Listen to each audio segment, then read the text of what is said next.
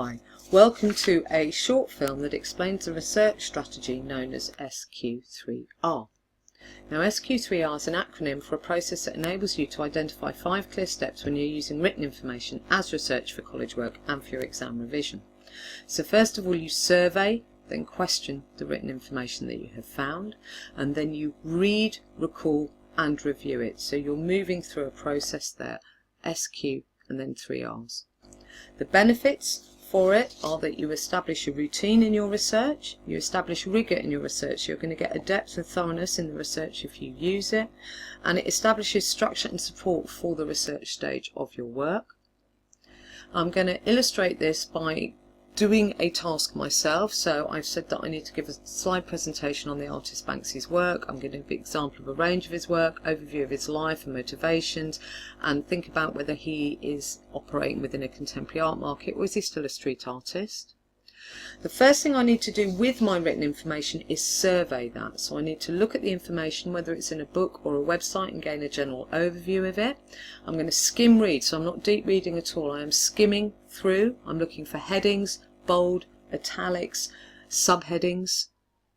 And the way I'm going to do that with some websites is to bookmark some, which I've done, and then go through them. And I'm going to do that with you now. So we're going to look at some websites. So I'm looking at this website and actually realising straight away very little written information, lots of visual work. He's an artist, so he's got lots of visual work. I'll go to the Q&A section, let's see if there's anything, but very quickly through skimming we can see there's very little information there. I'm not going to spend more time on that site.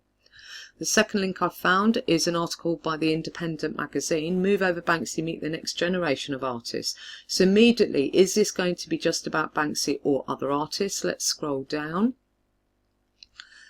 We've got a quote there, thanks to Banksy there's money, lots of it. So we could use that, and actually looking down I can find there are lots and lots of quotes embedded into this text. So my skimming of this through just noticing that there's lots of quotes is telling me that it may be quite useful. So I will return to that for some quotes.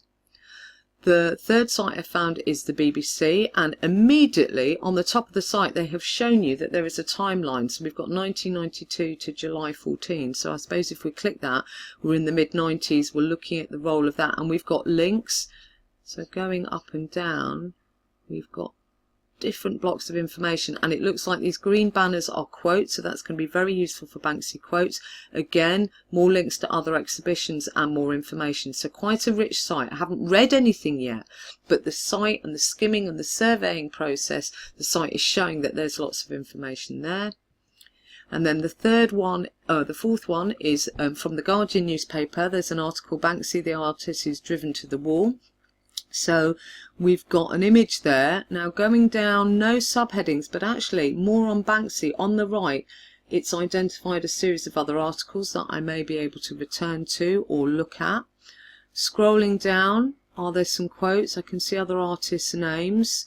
Scrolling down, I'm just skim reading, I'm not really noticing. I've got some dates there, date of birth I think, and some money, some information about finance. So that's interesting because I'm looking at where he sits in the art market. So I think I might use this, and actually at the bottom some subheadings. So I'm going to go back up. Now this site has a print option, many sites do, and it's worth using so you can get rid of advertising materials. And I'm going to print this article out. Let's return to the PowerPoint. So I've surveyed. So I have surveyed, I've got a general overview of those sites, I've skimmed, we've done that through looking at those sites. Now we need to question the work. So I need to identify some questions that will help me find the information I need to do the task that I have been set. So my task is here on the left, giving I've got 3 questions that I need to cover in that presentation. But what I've done is started to compile a series of other questions that will help me read the information that I found. Does he sell his work? What does he think about his work? What do others think about his work? So those are the questions I'm going to answer when I start to read. Now read is the first R of the 3R. First of all, I'm going to read it without doing anything. So I'm just going to read through it quietly. The second time I'm going to read through it and I'm going to highlight, underline, annotate. I'm going to start to answer the questions that I wrote and make notes. And you can see here that I've printed the article off. We've got some underlining there with the highlighter. I've got a note there to myself. It's a Banksy quote. This section I'm going to use for the question about the gallery. So you can see as I start to question, use my questions in my first reading. After reading, you need to recall. You need to think about what you can remember. You can do this out loud, you can do it in your head, you could record yourself, you can do an audio recording, which is very useful if you're going into an exam and will be useful for me because my task is a presentation. So this is really where you test all the information that you found. So for me it's going to be the books that I have and the 3 websites that I identified that were useful through the survey process. The last stage is reviewing. So you're going to go through all the material again. You're going to go back to all the written information, your notes. Can you still answer the questions that you set? You can put this information in a blog if that was useful. You can compile information that way or create fact sheets. And for me, that may be useful because I'm going to be able to use that for the presentation that I am giving. So we do have a planning sheet available if you want to use that to support you through maybe the first few times that you use SQ3R, or you can use it as an evaluative sheet so that you can document target setting or problems that you encounter. If you don't want to use this, create your own systems for monitoring your planning of SQ3R. You can do it digitally. And the top tips for SQ3R is to start it as soon as you can, to identify what steps you find easier than others and set targets to improve those others, and talk to peers and staff about how they use it. Really share information and try and identify how maybe in different subject areas you would like to think about developing how it can be applied.